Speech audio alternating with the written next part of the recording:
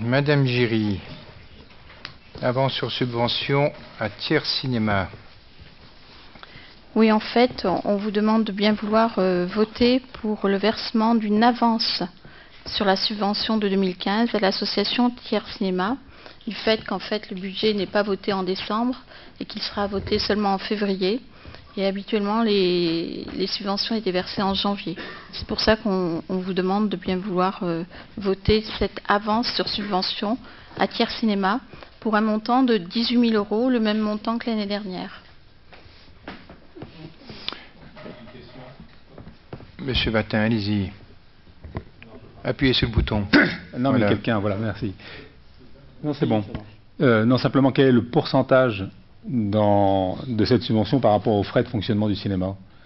C'est-à-dire, finalement, ça représente 50% ou 10%, ou vous savez, ou... Ben écoutez, ce genre de questions, en fait, le montant, attendez. On le recherche pas. Claude, tu allais répondre. Le montant de la subvention, je crois, de mémoire, était de 54 000 €. La subvention attribuée à Tiers Cinéma, 54 000 €. Donc là, c'est le versement de 18 000 sur un budget total de...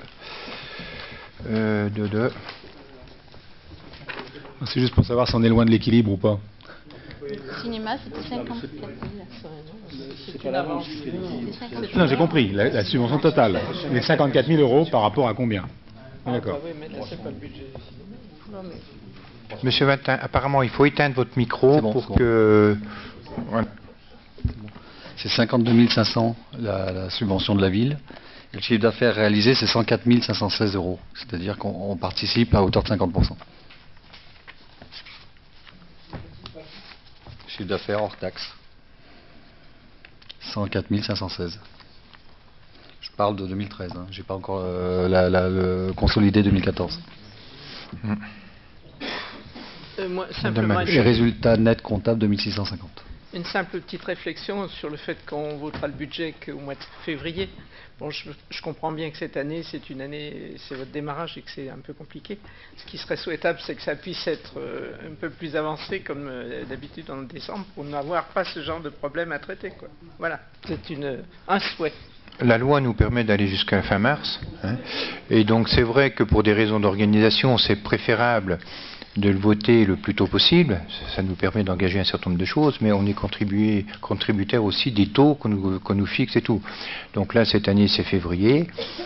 Pour le budget 2016, ça sera peut-être décembre ou janvier. Nous verrons en fonction de la situation aussi, quoi. Bien, y a-t-il des observations complémentaires sur Tiers Cinéma? Y a-t-il des oppositions, des abstentions? Merci. Toujours Madame Giry. Le FIC. Oui, en fait, c'est pour demander une subvention auprès du Conseil général dans le cadre du fonds d'intervention communale. C'est pour les travaux concernés, c'est l'embellissement de la salle des Ursulines. Alors, bon, il y a plusieurs tranches, il y a eu 3 parties. L'amélioration de la sécurité du bâtiment, le remplacement du système de sécurité incendie, et puis également la salle proprement dite des Ursulines avec son embellissement et l'amélioration de la sécurité. Et donc il y aura une nouvelle tranche aussi pour l'accès principal et la cage d'escalier avec un ascenseur. C'est ça. Donc les travaux devraient coûter 141 873 € hors taxe. Et le montant de la subvention, c'est 18% du montant des travaux.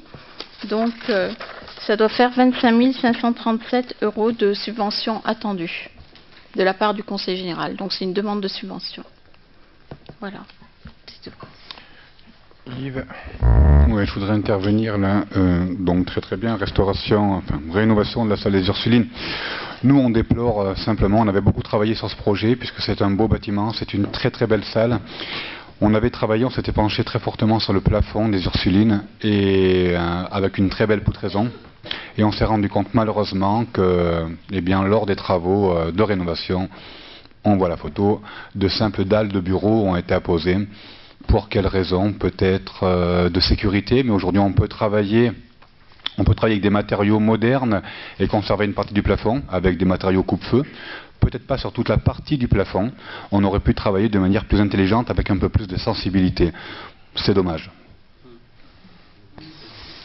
Le choix qui avait été fait de refaire un plafond, enfin on ne va pas refaire l'historique, hein, de refaire un plafond à la française, après examen approfondi avec des personnes compétentes, les architectes et ainsi de suite, il s'est avéré que le coût que cela représentait était bien supérieur au coût que vous aviez estimé. Il fallait déménager les réseaux, plomberie, électricité, tout ce qui passait, tout mettre sur les façades, hein, les pourtours extérieurs et ainsi de suite. Le traitement des bois, une fois que tout a été, je ne sais pas si vous êtes passé voir, une fois que tout a été déposé, on s'est rendu compte que ce plafond était de simples poutres, hein, des chevrons en sapin. Effectivement, si ça avait été du chêne et ainsi de suite, on aurait traité la chose différemment. Se posaient des problèmes d'acoustique, d'isolation phonique, thermique, et ainsi de suite. Et le choix a été fait avec l'ABF, avec les architectes, de retenir cette solution-là qui était la moins, je ne dis pas que c'est le top, hein, mais la mieux au vu de nos capacités financières à engager sur ce lieu. D'autant plus qu'il y a cette salle, il y a l'aménagement des sanitaires, stockage et tout, et la petite salle d'à côté, et toute la cage d'escalier qui est prévue en rénovation. Donc à la sortie, ça faisait un coût assez important. Ce que je veux dire simplement, voilà, là on a de vulgaires dalles de bureau, on aurait fait simplement un plafond en BA13, pour ne pas parler de termes techniques, oui. un placo, comme on l'appelle tous, voilà, on aurait eu quelque chose de plus sympathique. Un plafond lissé aurait été plus joli. C'était même pas autorisé le plafond. Quand on s'est retrouvé avec la commission de sécurité, on n'a pas beaucoup eu le choix parce qu'il est clair qu'effectivement un plafond lisse aurait été, on va dire, plus esthétique. Ça n'a même pas été autorisé par la commission de sécurité. Pourquoi ? Parce qu'il fallait des parties coupe-feu. Il y a des. Oui, on est en coupe-feu avec les placos sans problème. Croyez-moi, le plafond, on a été limité dans le choix. Mais on ne va pas faire le débat là-dessus ce soir. Mais ça existe. Et je rappelle, Yves, je vais rappeler aussi, c'est que quand on s'est retrouvé avec le plafond, il y avait sur 15 mètres et sur 2 mètres de largeur des tuyaux de partout. On en faisait quoi? On les mettait sous le placo, comme ce plafond-là. Alors ça voulait dire qu'on reprenait l'ensemble du bâtiment et qu'on refaisait complètement Ah bah si, il fallait tout démonter, on refaisait tout le chauffage. Donc on va pas faire le débat, je on démontait tout le bâtiment. Bah si. Je pense pas. Aux frais du contribuable.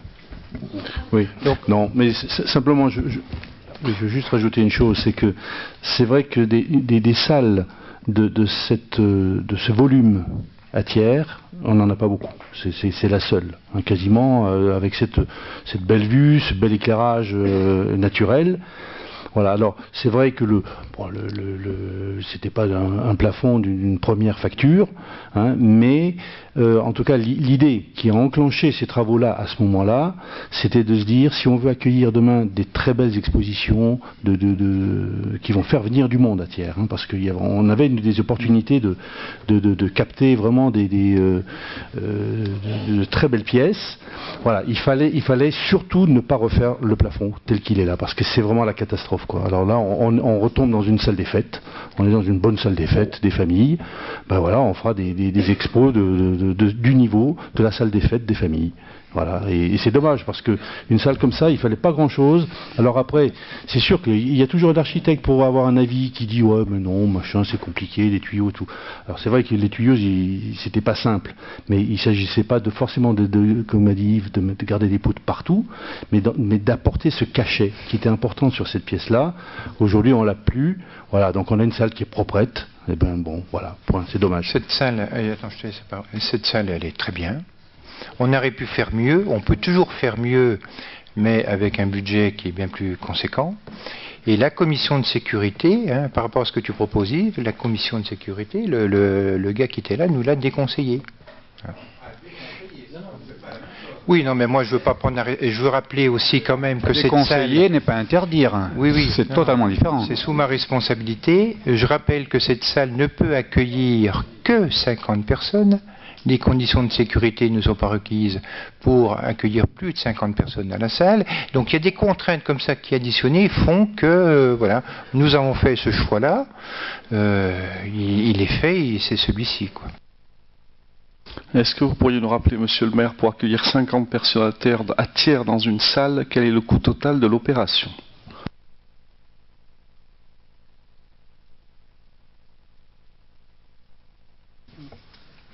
140 000.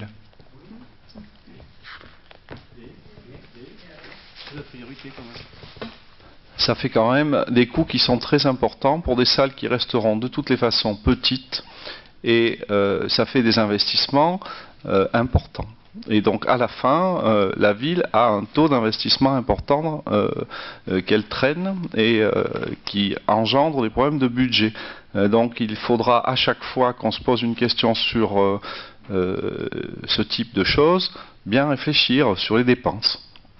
Non, je veux juste préciser, 50 personnes, c'est peut-être dans l'état actuel des choses, mais il était prévu d'avoir une deuxième sortie, hein, puisqu'il y a des escaliers, il y a pas mal de possibilités en termes d'escaliers, en passant par le sous-sol qui donne sur la rue Alexandre Dumas, entre autres. La deuxième sortie... Qui traverse la médiathèque? Non. Non. Il y a ce qui était autrefois l'ancienne salle des permanences, il y a 40 ans, et qui donne sous le porche de la rue Alexandre Dumas. Bon, enfin ça c'est une possibilité. Et puis l'autre possibilité, avec l'aménagement de la deuxième sortie par la petite salle, donc il y avait des possibilités. C'est peut-être 50 aujourd'hui, mais demain ça sera plus. Et puis comme M. Barrault le dit, c'est 50 personnes peut-être à la fois, mais quand il y a une exposition, c'est un peu plus que 50 personnes qui viennent la visiter. Voilà, les uns après les autres.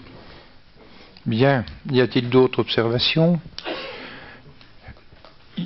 Y a-t-il des oppositions? Y a-t-il des abstentions? Merci. Donc nous allons passer au receveur municipal, Madame Giry. Alors ça c'est un vote un peu habituel. Disons que nous allons voter les indemnités de conseil du receveur municipal. Alors le montant maximum, eh bien, il est fixé entre 0 et 100%, c'est qu'on a le choix de voter entre 0 et 100%.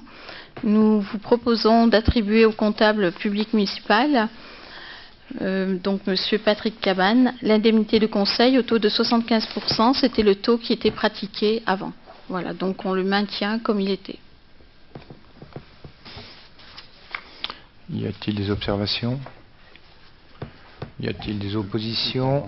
Thierry? Oui, donc une question par rapport à la position des élus à tiers communauté. Je crois que on a voté 50%. Au CCAS, c'est 100%. Et la ville de Thiers, c'est 75%. C'était déjà 75%, je ne me souviens plus. Voilà. Donc, est-ce qu'il y a une volonté éventuellement d'avoir une position peut-être un peu plus... il n'y a pas eu de concertation entre Tirco, la mairie, hein, chacun fixe ses taux comme il l'entend. Oui, mais enfin. Nous avons eu un débat entre nous de dire on peut diminuer, hein, passer peut-être à 50% ou pas l'attribuer ou ainsi de suite. Bon, le choix a été fait en bureau municipal de dire nous maintenons ce taux au même taux que l'an passé, quoi. Et puis je pense que la mission est quand même importante au niveau du budget de la ville de Thiers. La mission au niveau du CCAS, c'est pas la même mission. Enfin voilà quoi. Donc je pense que il me paraît tout à fait raisonnable de maintenir ce taux à 75%. On a besoin des conseils du receveur. C'est pas incompatible à ce qu'il y ait une réflexion commune sur des montants. Voilà. Donc y a-t-il des oppositions? Des abstentions? Merci. Comment? C'est 2300 €. Ouais, le montant exact. Hein, Monsieur Vatin.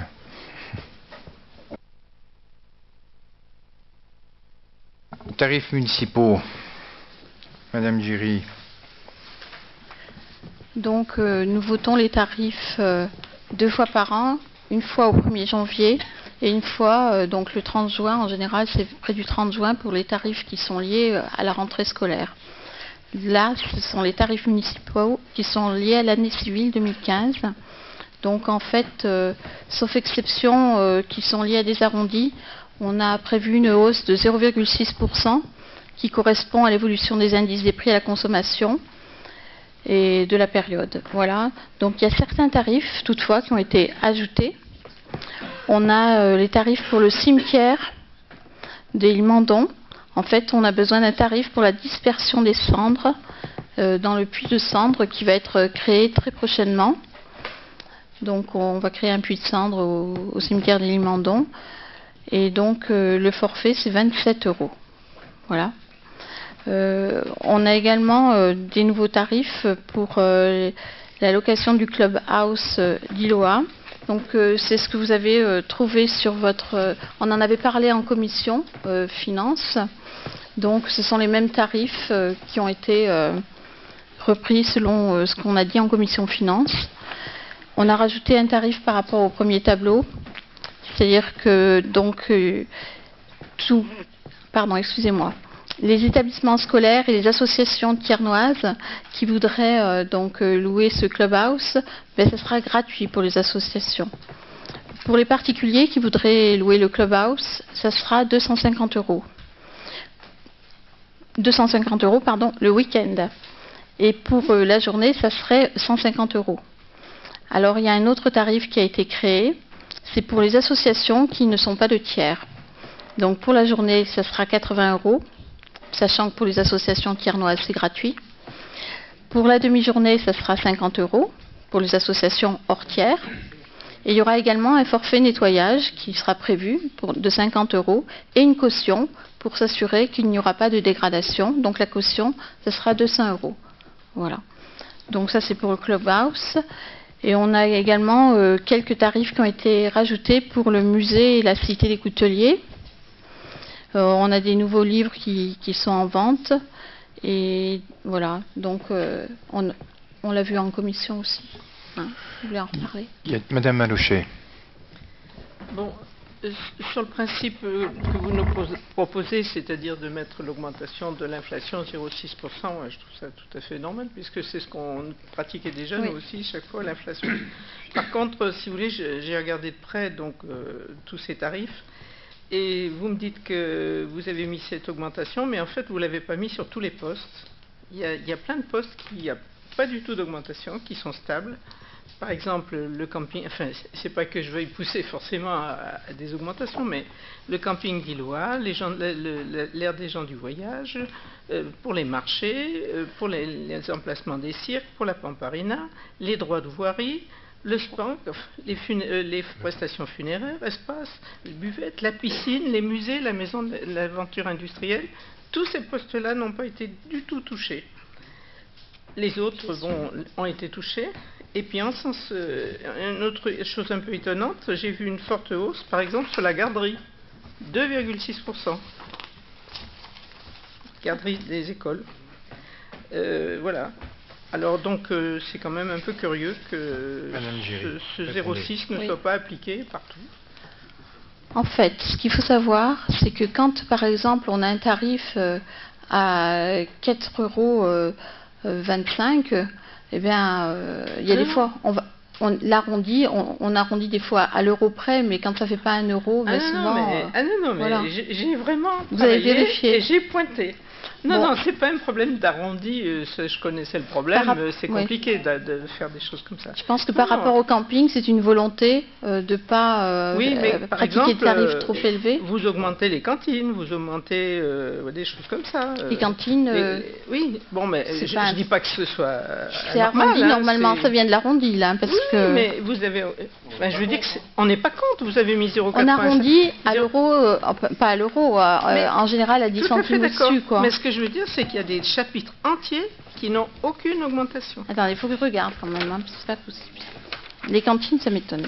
Il y a eu le non, mais les cantines, elles sont augmentées. Il y a eu le choix de ne pas augmenter un certain nombre de tarifs. Écoutez, je vous dis, les campings, l'aire des gens du voyage. On aurait peut-être pu le libérer différemment dans l'argumentaire. On aurait pu ne pas dire qu'on augmente de 0,6.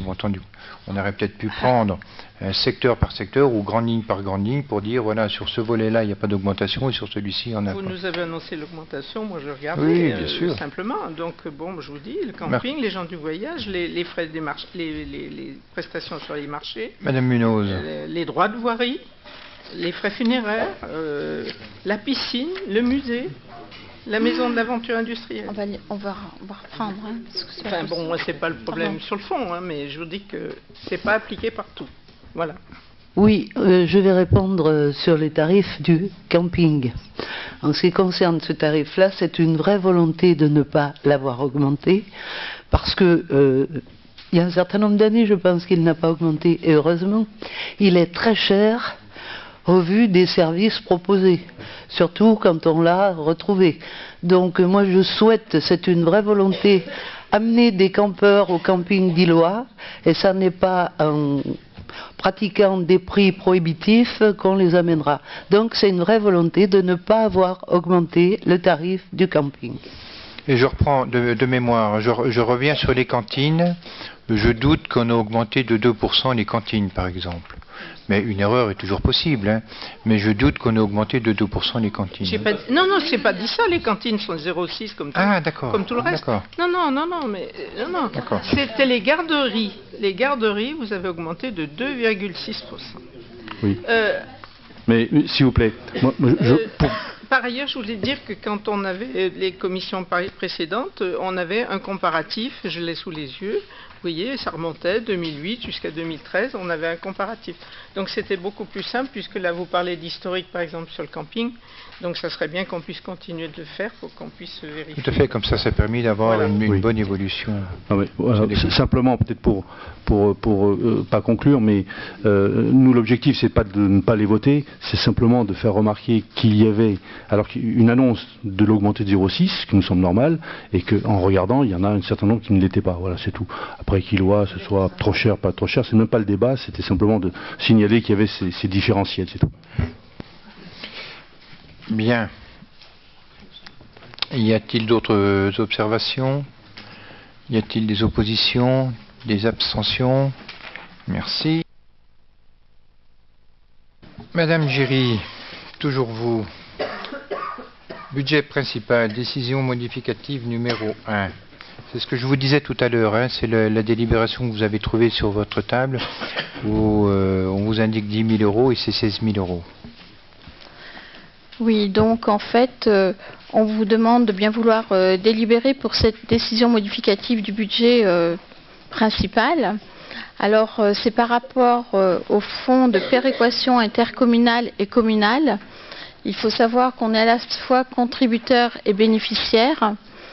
Donc, contributeur pour 335 599 euros et bénéficiaire pour 124 258 euros, ce qui fait qu'on paye en fait 211 341 euros, la différence, hein, et que c'est juste une inscription comptable. Disons que comptablement, il a été marqué 211 341 euros, sans mettre recettes 124 258 et dépenses 335 599. C'est simplement une écriture comptable, il faut le mettre en dépenses et en recettes, et pas seulement faire le total des deux et puis l'écrire en dépenses. Voilà. Donc ça c'est une écriture budgétaire, je ne sais pas si j'ai été claire. Et on a également une décision modificative sur les charges de personnel. Donc on a besoin d'ajouter 16 000 euros. Donc ces 16 000 euros seront prélevés sur les charges d'intérêt des emprunts, puisqu'on avait un peu plus d'argent sur cette ligne budgétaire. Voilà. Est-ce que vous avez... Y a-t-il des observations? Y a-t-il des oppositions? Des abstentions? Merci. Madame Malouchel, on me donne là, concernant la Dorlote, je reviens sur les tarifs parce qu'on va vérifier quand même un certain nombre de choses, effectivement. Moi, le document que j'ai sous les yeux, il n'y a aucune augmentation pour la garderie. Il n'y en a pas.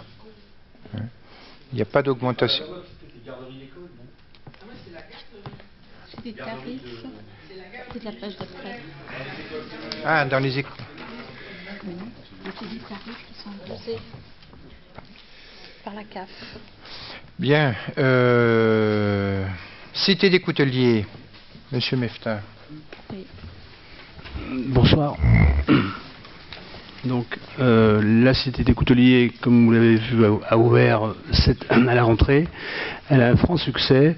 Et dès l'année 2015, il va être proposé à la location aux industriels donc des podiums. Donc, il y aura 3 types de podiums.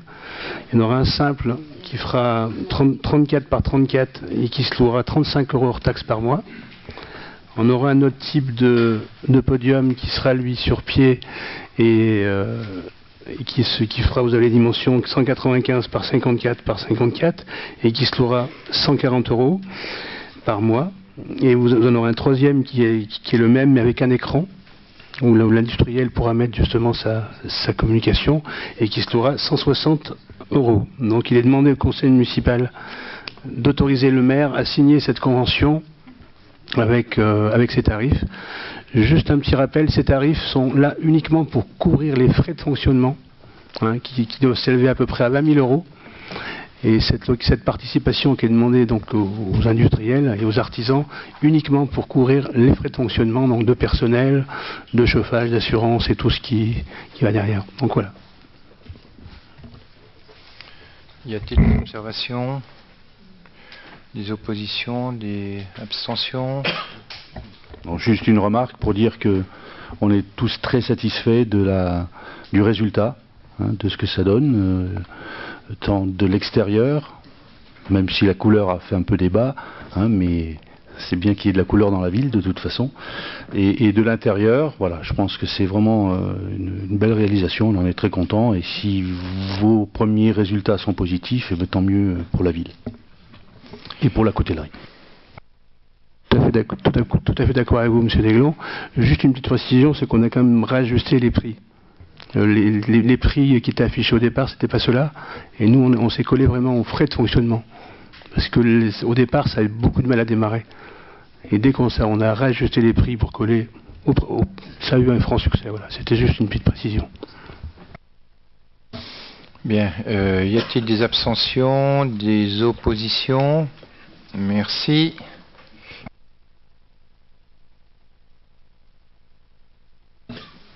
Adhésion au pôle santé,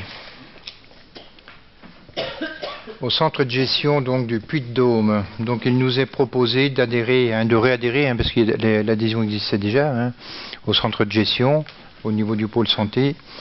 Et donc ce pôle santé, c'est le suivi de la réglementation, les risques professionnels, les conditions de travail et tout. Bon, c'est une réadhésion au centre de gestion sur ce dispositif. Y a-t-il des oppositions, abstentions? Merci. Mise à jour des effectifs. Du tableau des effectifs. Donc il vous est proposé la création d'un poste d'adjoint du patrimoine de première classe. C'est un agent qui a réussi le concours. La création d'un poste d'adjoint technique de première classe. Donc c'est un agent qui a aussi réussi le concours. La création d'un poste de rédacteur à temps non complet sur un taux de 28/35e à partir du 1er janvier 2015. Ce sont des agents qui ont réussi les concours. La création d'un poste... Attendez, là, j'ai pas la bonne délib.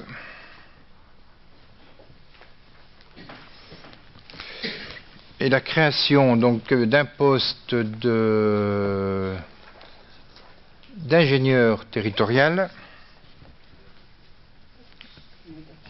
Non. D'un poste d'attaché territorial. Voilà, il manquait une ligne. Un poste d'attaché territorial à temps non complet, ainsi que la création d'un poste d'ingénieur territorial principal à compter du 1er janvier aussi 2015. Et là, par conséquent, la suppression d'un poste d'adjoint technique deuxième classe qui lui-même est passé première classe. Donc il y a trois concours, trois agents qui ont réussi le concours et qui passent à l'échelon supérieur, et 2 créations de postes à partir du mois de janvier, dont un qui correspond au poste du directeur général des services, sur un poste d'ingénieur territorial. Le poste précédent était sur un poste d'attaché. Et le poste d'attaché territorial à temps non complet, c'est le poste de chargé de mission sur la direction des services culturels, de l'ensemble de la politique culturelle de la ville.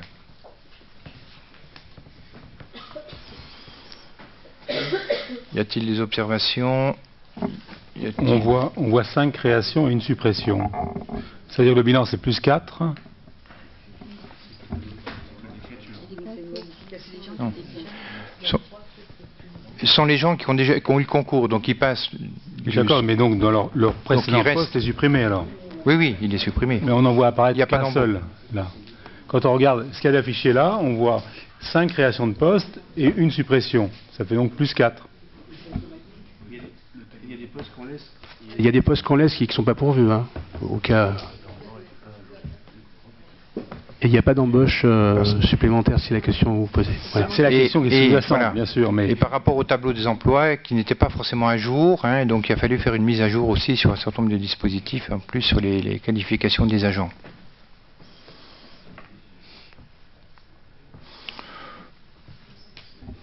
Oui, pardon. Ce qui serait intéressant, enfin, je crois que ça a été demandé par un de nos élus, c'est qu'on ait accès au tableau des effectifs. On sait qu'il doit être joint avec le budget, mais quand on doit se prononcer sur des créations de postes, c'est quand même intéressant de comprendre, pour tout le monde, où on en est précisément dans les emplois pourvus. Parce que qu'il y ait un petit peu de marge de manœuvre avec des emplois créés qui ne sont pas forcément pourvus, ça a toujours existé. Mais quand on est dans une tendance où on a 5 créations et une seule suppression, c'est important qu'on comprenne pourquoi. Est-ce qu'à terme, il est prévu que... Parce qu'il y a des cadres qui sont partis, il y en a d'autres qui arrivent, mais qui arrivent sur d'autres nouveaux postes. Donc, que deviennent les anciens postes créés? Voilà, tout ça, on ne le sait pas trop. Donc, ça serait intéressant d'avoir cette vision-là. Alors, le tableau des effectifs, au moins, donnerait une information. Hein. Il y avait... je crois au 31 décembre 2013, on était en pourvu à 304 ou 305, je ne sais plus, enfin dans ces eaux-là. On en est à combien aujourd'hui? On ne sait pas trop. Donc voilà, on est un petit peu dans le vague. Et puis ce qui serait intéressant aussi, c'est qu'on puisse avoir une présentation de votre part sur le mode de management que vous voulez mettre en œuvre.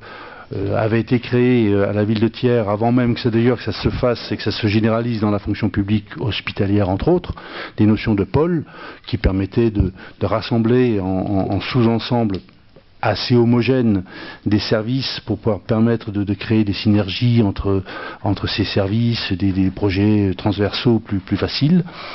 Apparemment, donc, cette notion de pôle a un peu de plomb dans l'aile et on va vers quoi? Alors, on a compris qu'il y avait un responsable plutôt culturel qui se mettait en place, mais pour le reste, qu'en est-il? Comment ça va s'organiser? Vers quoi on va? Voilà, je crois que ce serait intéressant qu'on puisse avoir cette présentation-là à un moment donné. Donc la présentation, le tableau des effectifs, on vous le présentera au mois de février au moment du vote du budget. Il sera mis à jour. Il a fallu faire une mise à jour parce que bon, il y avait un certain nombre de choses qui n'étaient pas dans la bonne case, on va dire ça comme ça. Il n'y a pas eu d'augmentation sur 2014 en termes de création d'emplois, on est quasiment au même taux d'effectifs. Et puis sur l'organisation donc des pôles, le constat que nous avons fait, c'est que ce n'était pas forcément très satisfaisant. Donc il y a une réflexion qui a été menée pour une réorganisation d'un certain nombre de services, pour essayer d'optimiser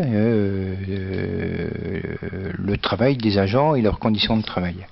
Donc on pourra vous faire une présentation au moment du vote du budget, hein, où on peut aussi en discuter le 17 janvier, on pourra vous donner aussi un document préalable au 16 février au moment du vote du budget, on pourra vous communiquer le tableau des effectifs le 17 janvier, ça pose aucun souci. Il faut prévoir le repas du soir là en plus, hein, je pense. Hein, parce que ah ben oui, pourquoi ça va pas. être dense là. Hein.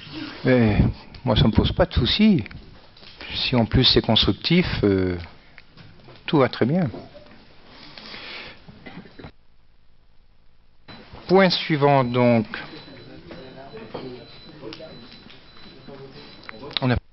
Ah, moi je croyais que vous aviez tous voté à l'unanimité. Donc, y a-t-il des oppositions? Y a-t-il des abstentions? Donc, 8 abstentions. Merci.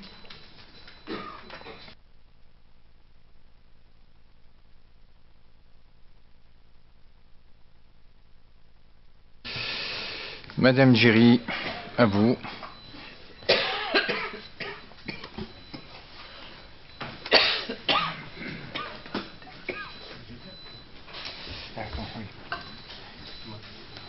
Non mais c'est comme Nicole m'en met partout. Attends, Je crois que c'est moi. Voilà, donc Madame Géry va nous présenter, va nous commenter le DOB, le débat d'orientation budgétaire. En préambule de son intervention, ce que je peux vous préciser ou vous rappeler que ces orientations budgétaires ont été réfléchies et établies en fonction d'un certain nombre de contraintes, entre autres des contraintes budgétaires imposées par le projet de loi de finances extrêmement fortes pour l'ensemble des collectivités. Une réduction de 11 milliards d'euros des dotations de l'État et entre autres l'imposition, entre guillemets, de la réforme par l'État de la réforme des rythmes scolaires, donc les TAP. Donc le budget 2015, qui vous sera présenté en février, a été construit en partant de 4 piliers, 4 éléments assez forts. Le premier est de contenir les dépenses de fonctionnement. Le deuxième pilier, terminer les réalisations de l'ANRU 1. Chose qu'on a vue tout à l'heure, il y a des gros chantiers qui sont engagés, l'avenant de clôture a été signé, c'est les travaux sur l'ancien hôpital, c'est la rue Alexandre Dumas, c'est la place Mercière et le quartier du Pirou. Le troisième pilier, c'est le lancement d'un certain nombre de réflexions et de travaux sur les projets que nous mettrons en œuvre à partir de 2016, conformément à nos engagements. Et le quatrième pilier, la recherche de nouvelles sources de financement pour nous permettre de réaliser nos objectifs. Voilà, le DOB a été construit en fonction de ceci. Je laisse Nicole, de façon synthétique, nous présenter le document. Vas-y. Donc, nous allons vous présenter les orientations budgétaires pour la prochaine année 2015.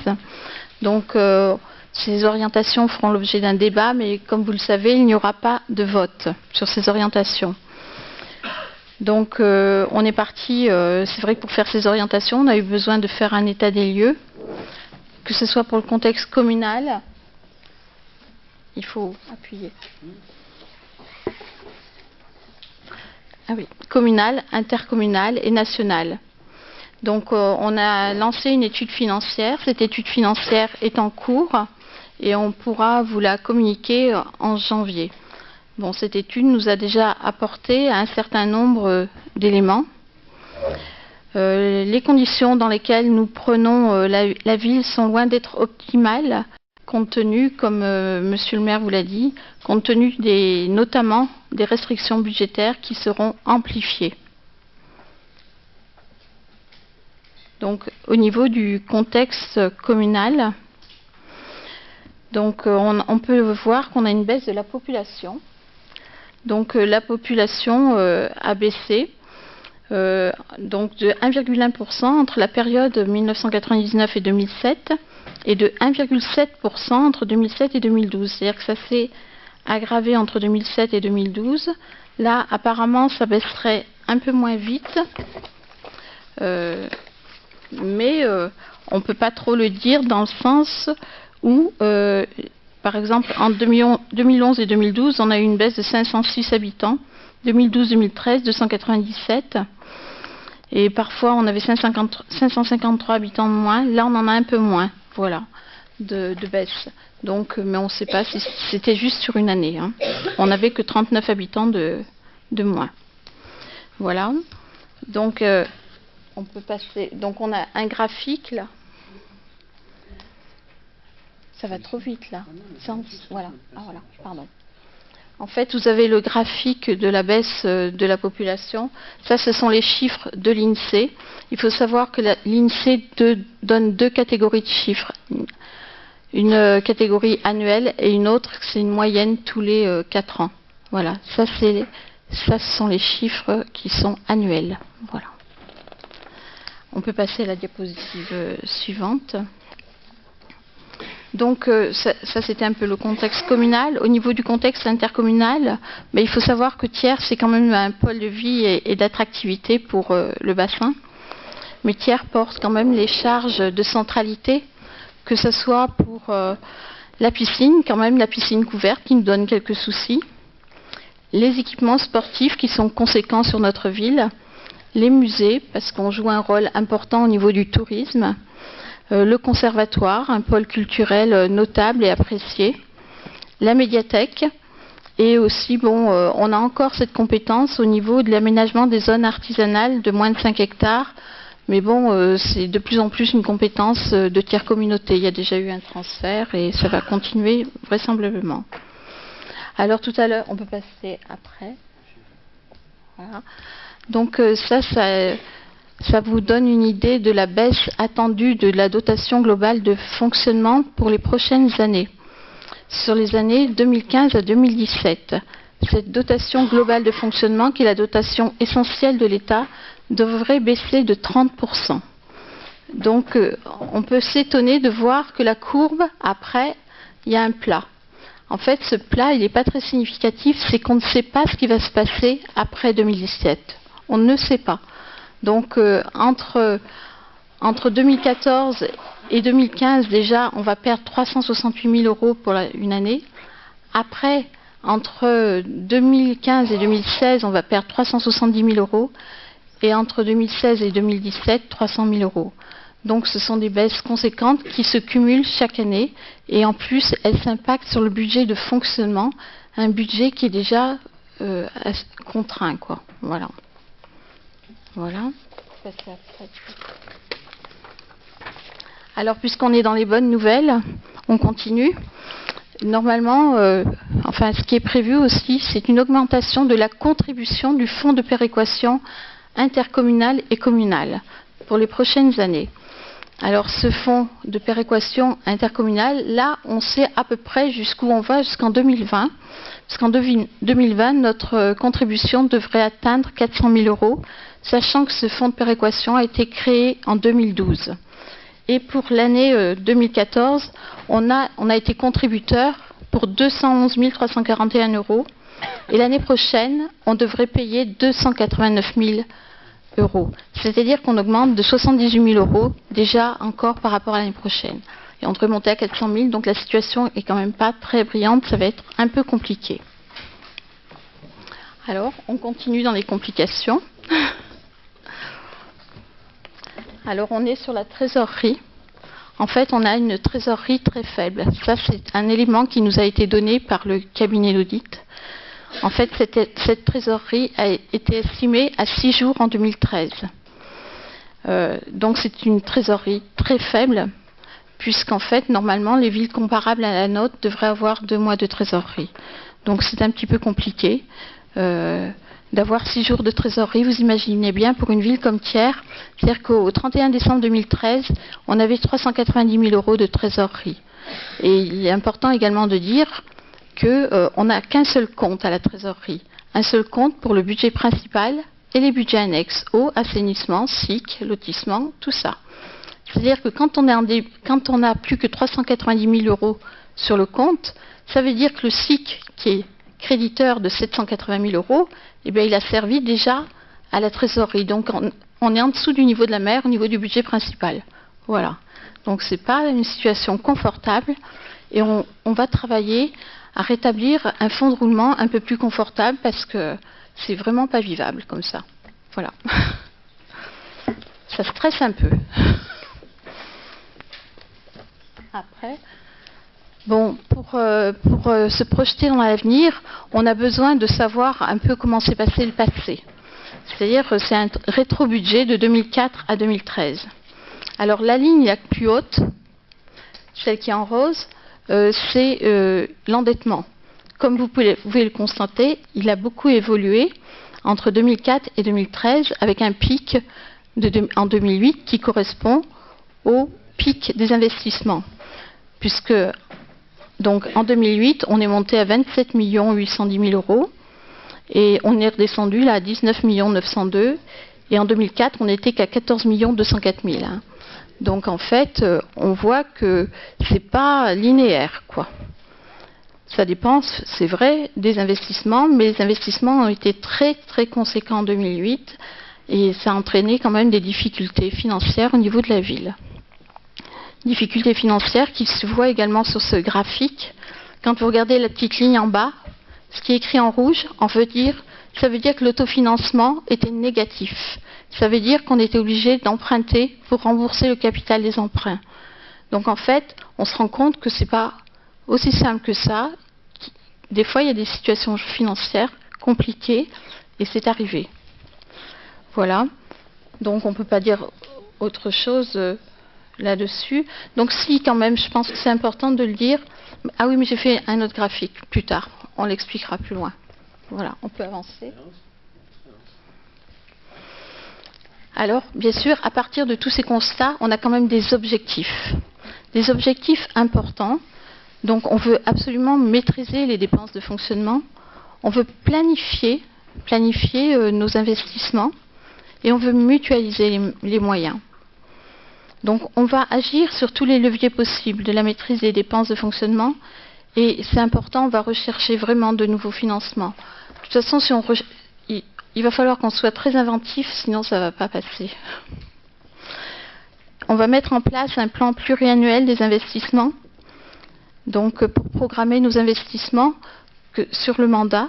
Donc on a déjà travaillé dessus.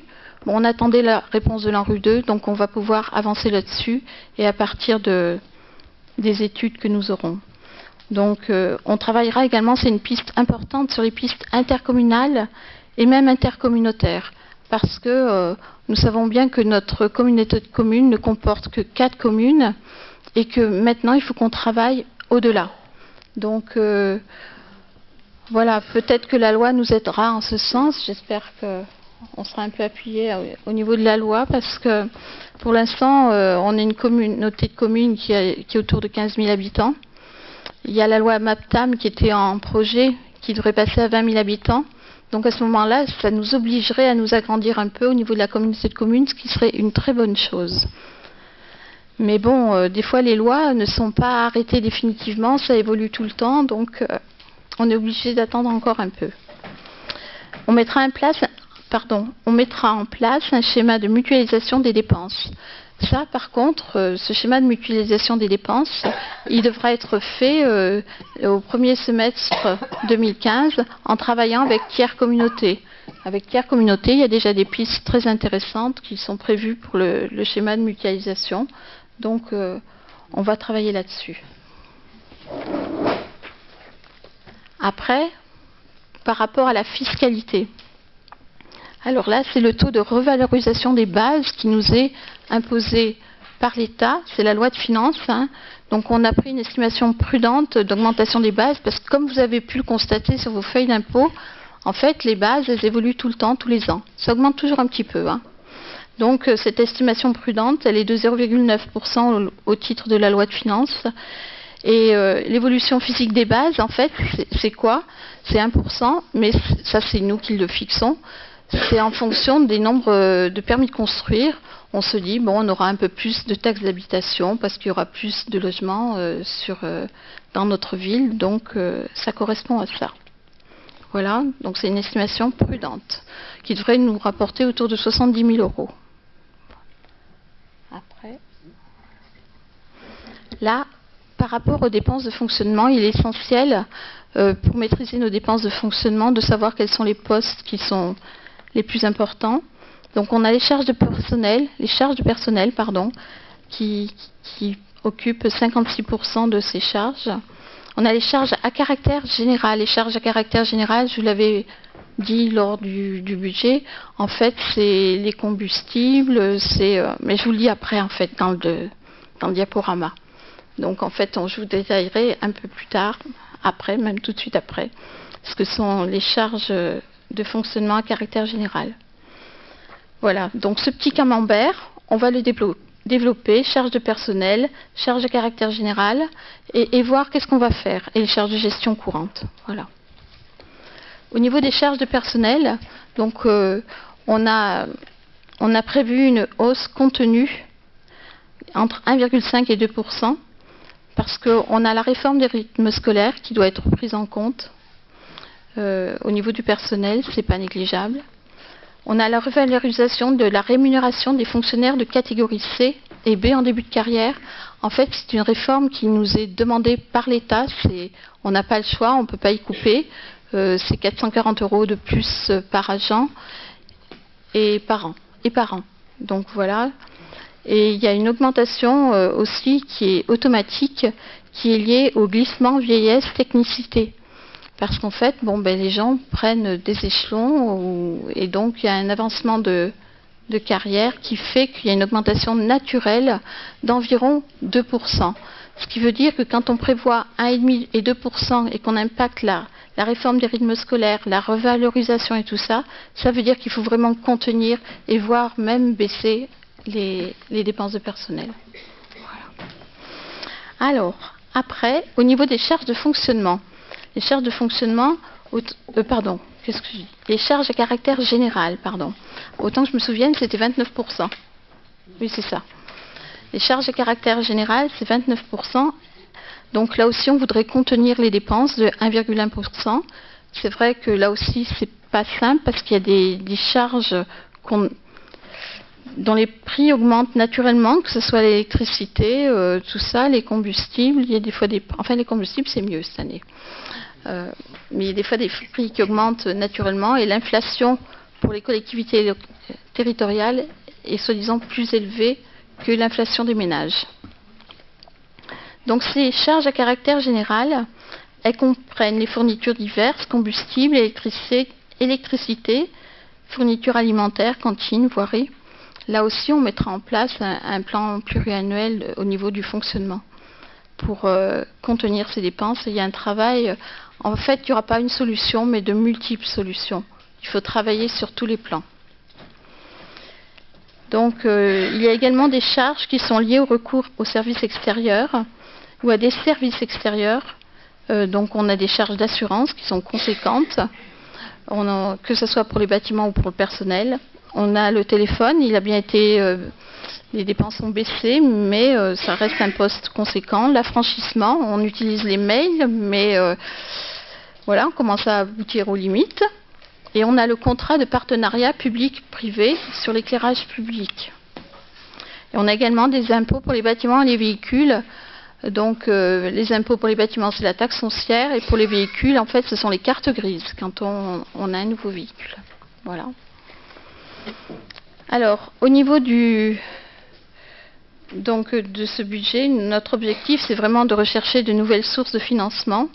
Alors, on a le contrat de ville qui devrait être signé au cours du premier semestre 2015 et qui nous permettra d'agir. En fait, ce contrat de ville, il sera piloté par tiers communauté, sachant que, en fait, les 100% des choses vont concerner tiers, en fait, malgré tout. Donc ce contrat de ville devrait nous permettre d'agir sur le ciment du lien social dans notre ville. Voilà, donc c'est un contrat important au niveau de tiers communauté aussi. On a le contrat Auvergne Plus qui devrait nous permettre de mettre en place une partie de notre programme. Donc on va y travailler dès 2015 pour planifier et pouvoir faire les choses dans l'ordre en fonction des budgets pour qu'on n'ait pas trop de hausse d'un coup et de baisse après. Bien évidemment, on aura le plaisir de continuer l'ANRU, parce qu'il y a eu l'ANRU 1, et donc on passera à l'ANRU 2. Mais toutefois, avant que ça soit signé, ça ne sera pas avant 2017, et mis en application certainement en 2018. Mais c'est une bonne chose pour notre ville. Donc on recherchera de façon systématique les subventions. La DRAC, on a déjà, comme vous avez pu le constater, on a déjà commencé. Voilà. Après, voilà. Donc, on recherchera les subventions, mais on veut aussi vraiment assurer le suivi des subventions dans les bureaux, comme il faut. On recherchera les financements et on voudra savoir exactement où on en est. On fera un suivi spécifique pour les subventions et on mettra un plan pluriannuel. On mettra en place un plan pluriannuel de recettes à ce niveau-là aussi. C'est-à-dire, étant donné que c'est un peu compliqué, il faut qu'on soit hyper structuré, quoi. Voilà. Au niveau de la capacité d'autofinancement des investissements. Ah, ça y est. Ben oui, hein, c'est bien. Hein. Donc, pour le budget 2015, on tient à garder une marge d'autofinancement net d'emprunt positive. Celle-ci devrait être à minima de 500 000 euros, c'est-à-dire que ça nous fera un autofinancement brut qui sera de 2 millions d'euros. Quand on parle d'autofinancement brut, c'est y compris le capital des emprunts qu'on rembourse. Et l'autofinancement net, c'est sans les intérêts et sans le capital. Voilà, c'est la différence. Voilà. Après, là on passe à quelque chose de plus agréable. Ça nous fait du bien parce que toujours compter les chiffres et puis pas voir les projets, c'est... Voilà. Hein? L'investissement, c'est plus sympa quand même. Surtout quand on est obligé.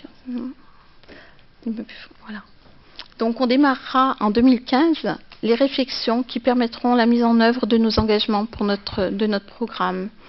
Donc pour les halles commerciales dans l'ex-Défimode, celle qui rappelle de nos projets en fait, le transfert de la médiathèque à l'étage de Défimode. Il faudra lancer aussi une étude sur la vallée, pour le musée, et aussi poursuivre le projet que vous aviez de microcentrale, parce que on pourrait faire une microcentrale dans la vallée des usines pour capter l'électricité, et après, ça nous allégerait, pas tout de suite, mais dans plusieurs années, ça pourrait contribuer à ce que la ville de Thiers ait moins de difficultés financières. Donc, on pourrait étudier également l'extension de la salle polyvalente, le groupement des locaux du conservatoire, et il faudra qu'on monte le dossier de réfection de l'église Saint-Genès, sachant que c'est un gros dossier. L'église Saint-Genès, elle avait un problème de toiture, des travaux provisoires ont été faits, mais il ne faut pas qu'on attende trop longtemps, parce que sinon ces travaux provisoires, ils ne vont pas tenir le coup, et après ça nous reviendra bien plus cher. Et même au niveau des murs, il y a des soucis. Il faut savoir qu'on peut espérer entre 60 et 80% de subventions. C'est un dossier qui sera long à monter, parce qu'en général, ça dure bien 2-3 ans avant que ça aboutisse. Hein, c'est ça? Voilà. Et puis aussi, on a des soucis avec la piscine René Barneria. Donc c'est un gros dossier qu'on n'avait pas prévu, mais qu'il faudra traiter également. Voilà. Au niveau des dépenses d'investissement, 2015, on a prévu un maximum de 6 millions d'euros pour respecter à peu près les capacités financières de notre ville. Les besoins sont énormes, mais on ne pourra pas répondre à tous ces besoins. On est obligé de se contenir parce que sinon, ça ne va pas aller. Voilà. Pour le financement prévisionnel de ces investissements, les subventions et la dotation, le fonds de compensation de la TVA, qu'on touche un an après, il devrait être de 42%. L'emprunt devrait être de 30%, ça ferait un emprunt environ de 2 500 000 euros. L'autofinancement et les autres recettes, 28%. Voilà, donc... voilà, c'est bon. Donc... c'est pour vous faire voir un petit peu l'évolution des dépenses d'investissement qui ont lieu entre 2003 et on va jusqu'au prévisionnel de 2015. Donc, comme vous le voyez, ça correspond un petit peu à l'endettement. Hein. Investissement et endettement, c'est un peu lié. On voit que les investissements en 2003 étaient très faibles, 3,3 millions, mais en fait, c'était le début du mandat. Donc c'était un peu normal en début de mandat, le temps que les projets se montent, il y a toujours un temps où les investissements ne sont pas très forts.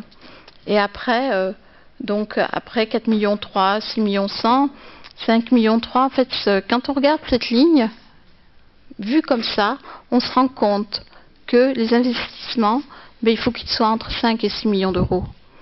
Si on ne veut pas avoir d'ennui, quoi. Mais sachant qu'on va perdre encore des dotations, ça sera peut-être encore plus compliqué que ce qu'on espère. Voilà. Donc il faudra vraiment qu'on soit hyper rigoureux. Donc après, on veut poursuivre l'ANRU 1 parce que c'est important pour notre ville.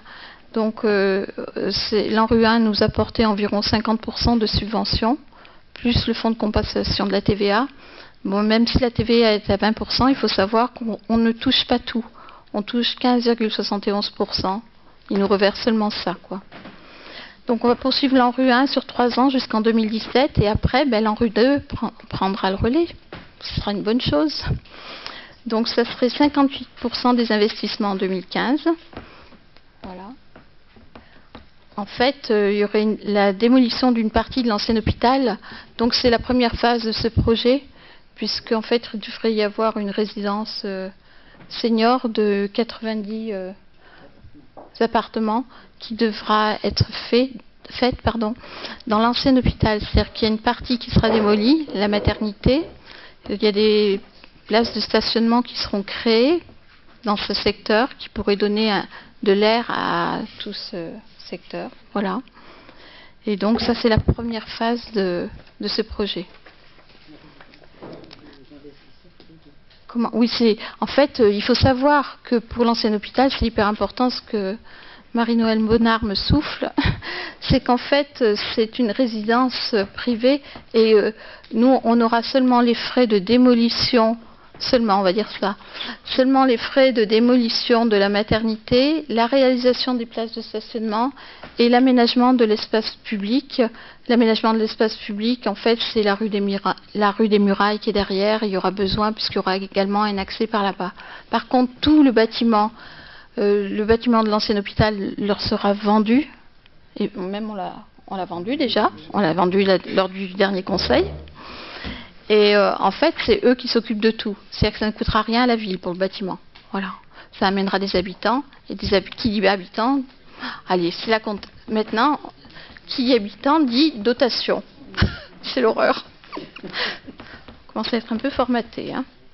Voilà. Après, en travaux, donc il y a la poursuite de l'îlot Dumas. Voilà, et les cellules commerciales. Donc les travaux ont commencé, donc on va continuer. Après, il y a l'îlot Mercière. C'est vrai que c'est un secteur qui aurait besoin d'être restauré. On le fera tout ça sur 3 ans en fait, parce que c'est quand même encore un peu lourd. Et budgétairement, ça alourdit beaucoup notre budget, même si on a des subventions. Et en plus, ça nous complique au niveau de la trésorerie, puisque les subventions, on les touche des fois 2 ans après. Voilà. Après, qu'est-ce qu'on a? Le renouvellement, on a les commerces centre-ville. On veut faire On veut faire des commerces 268 rue du Pirot. Ce sont des bâtiments qui nous appartiennent. Et donc, il y aura une réhabilitation de l'habitat dégradé pour ces bâtiments. Voilà, on a fini avec le budget principal. Je continue sur le budget SIC ou pas? Vous souhaitez intervenir par rapport au budget principal ou on continue sur le SIC?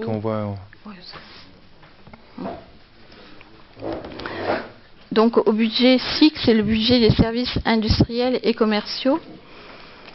Il faut savoir que ce budget, il bouge plus beaucoup, puisqu'en fait, ce budget avait été essentiellement créé pour des ateliers relais. Donc un atelier relais sera vendu l'année prochaine, l'ADAPI. Donc il nous restera plus qu'un atelier relais, le CAP plastique. Donc il n'y aura pas de recours à l'emprunt, puisqu'en fait c'est un budget qui ne bouge pas beaucoup.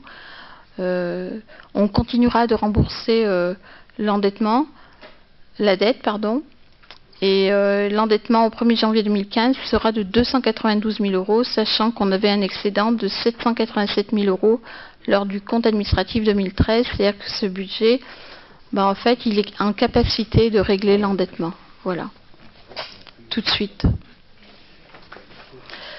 Après, on passe au budget O, le budget annexe, le budget O. Donc, depuis le 1er janvier 2014, ce budget est assujetti à TVA. Au niveau du fonctionnement, là aussi, ce ne sont pas des budgets... il y a beaucoup de soucis quand même au niveau des travaux au assainissement. Mais on prévoit quand même des volumes stables. Et un audit du contrat de délégation du service public de l'assainissement sera... Assainissement, il y a une faute. C'est de l'eau. En fait, c'est un audit de l'eau et de l'assainissement qui sera prévu pour voir le contrat de délégation du service public. Et en investissement, donc il y a des dépenses d'équipement à hauteur de 624 000 €. Bon, il y aura comme vous a dit Monsieur Stéphane Rodier tout à l'heure, il y aura la mise en conformité des travaux de filtration au barrage de la Murate. C'était des travaux qui étaient prévus en 2014 mais qui n'ont pas été réalisés. Il y aura aussi, comme il vous l'a dit, les périmètres de protection de captage et les travaux de réhabilitation des réseaux. Voilà. Au niveau du budget assainissement, là c'est pareil, hein, au niveau du fonctionnement, on prévoit des volumes stables et toujours la même chose puisque ce sera un audit sur l'eau et sur l'assainissement pour voir le contrat de délégation du service public. Voilà. On aura des travaux à hauteur de 750 000 €. Bon, ce sera pour l'assainissement, donc la mise en norme en priorité dans les villages. Des travaux d'autosurveillance des différentes installations qui étaient déjà prévus en 2014 mais qui n'ont pas été réalisés. Et puis il y a toujours des travaux d'extension des zones urbanisées à prévoir de toute façon et des travaux de renouvellement de réseau. Voilà. Et on a le budget SPANC, service public d'assainissement non collectif. Donc il y a déjà des contrôles d'installation qui ont été réalisés en 2014. Donc en fait, tous les contrôles des installations d'assainissement non collectif ont été réalisés en 2014 et donc en 2015, ce sera des contrôles qui seront liés aux travaux de réhabilitation des installations et des constructions neuves. En fait, c'est une nouvelle phase, quoi. On avance. Et on a un dernier budget annexe à regarder, qui est important pour notre ville. C'est le budget lotissement Parc de la Roche. Donc on poursuit ce projet. La maîtrise d'œuvre a été lancée en 2014 et les travaux seront inscrits au budget 2015. Voilà, c'était un lotissement qui tenait à cœur aussi l'ancienne municipalité. Voilà. Ça y est.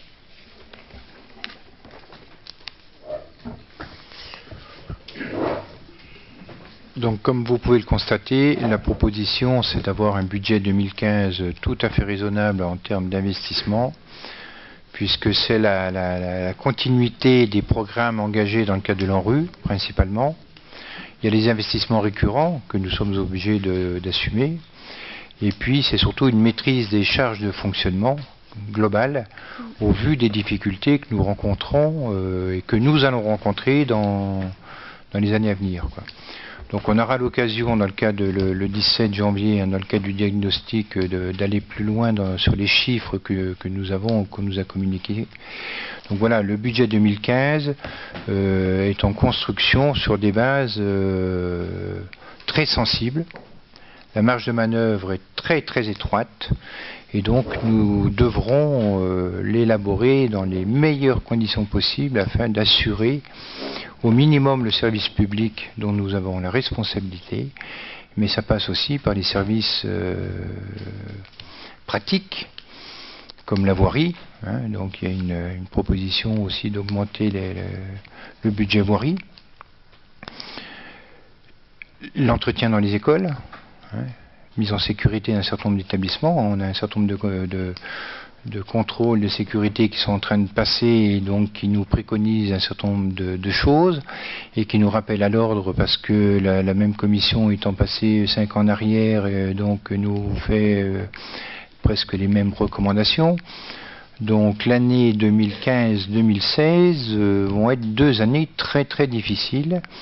Nous n'avons pas la volonté d'augmenter les impôts, les taxes, mais nous sommes dans la réflexion, hein, parce que c'est vrai qu'à un moment donné, il faudra boucler le budget.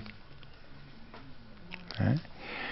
Donc le budget, notre volonté est de ne procéder à aucune augmentation des charges supportées par les Tiernois, qui sont déjà assez lourdes comme ça. Tous les jours, nous avons des témoignages de Tiernois qui nous disent « nous payons des impôts locaux, ceci, cela, on a vu le prix de l'eau tout à l'heure, et ainsi de suite ». Donc, à un moment donné, il y aura des choix à faire, des arbitrages à faire.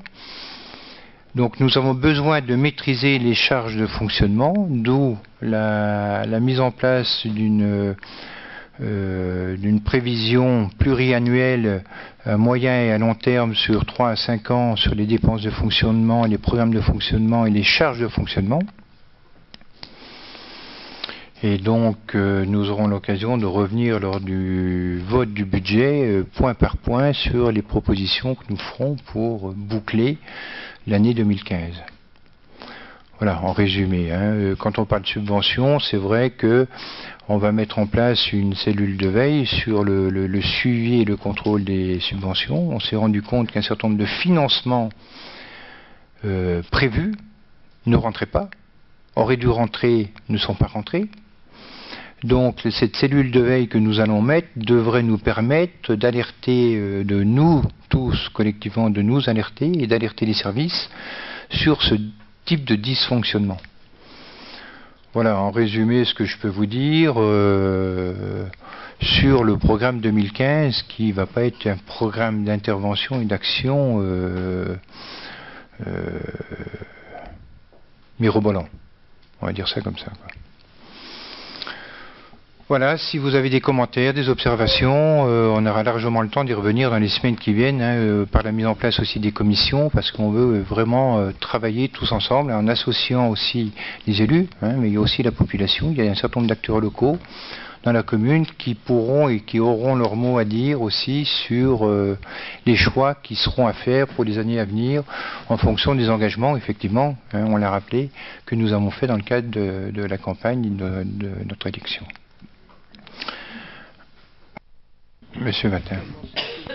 Juste une question. J'ai compris que vous ne vouliez pas augmenter les impôts ou que vous ne les augmenterez pas? Nous ne voulons pas les augmenter. Nous ne les augmenterons pas, sauf si, à un moment donné, on aura l'occasion d'en rediscuter. On aura l'occasion de revenir devant les Tiernois pour expliquer si, éventuellement, je dis bien éventuellement, nous sommes tenus d'augmenter quoi que ce soit, nous expliquerons pourquoi. Mais nous ne sommes pas dans la stratégie et dans la volonté d'augmenter les charges supportées par les Tiernois. Donc il n'y aura pas d'augmentation prévue.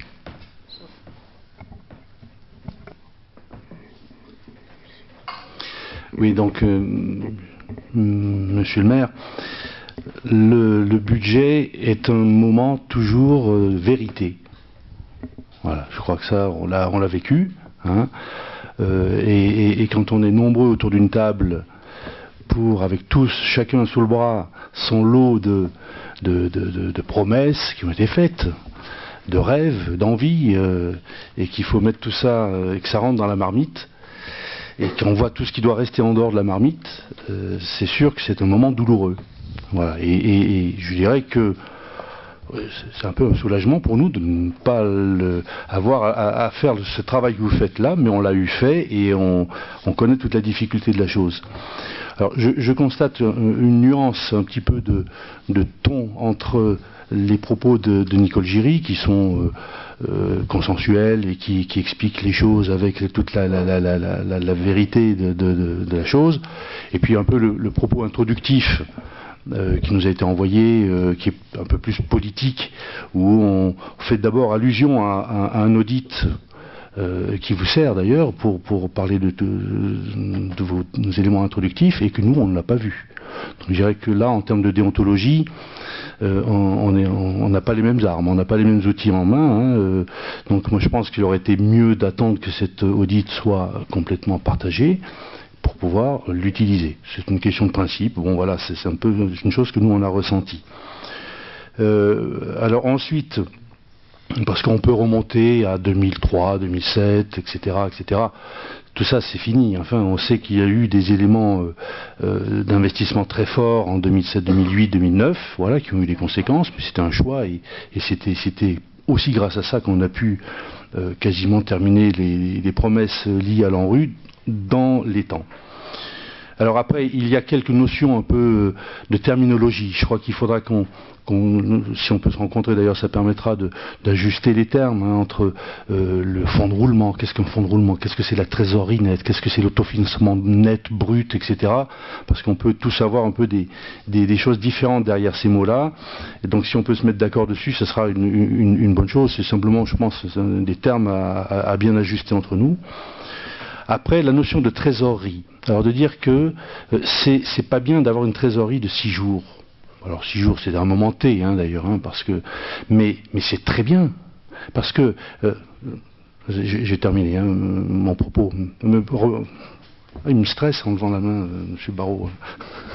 Bien, une trésorerie, ce qu'il faut savoir, c'est que avoir 1 mois, 2 mois, 3 mois de trésorerie devant soi, c'est du gaspillage. Parce que cet argent-là, on n'en bénéficie pas. Il est sur le compte du Trésor public, en bas, là-bas, dans les comptes de la France, mais pas sur nos comptes. Enfin, nous, on ne peut pas en bénéficier. Et on ne peut pas les placer. Et donc, simplement, ça ne sert à rien d'avoir trop de trésorerie devant soi. C'est une règle toute simple. Hein. Je pense que chaque fois que, si on peut avoir un peu d'argent sur son compte en banque, qu'est-ce qu'on fait? On le place. Pas grand-chose, mais on le place, on ne le garde pas sur son compte en banque qui ne rapporte rien. Donc, c'est une notion, en fait, qui est tout à fait...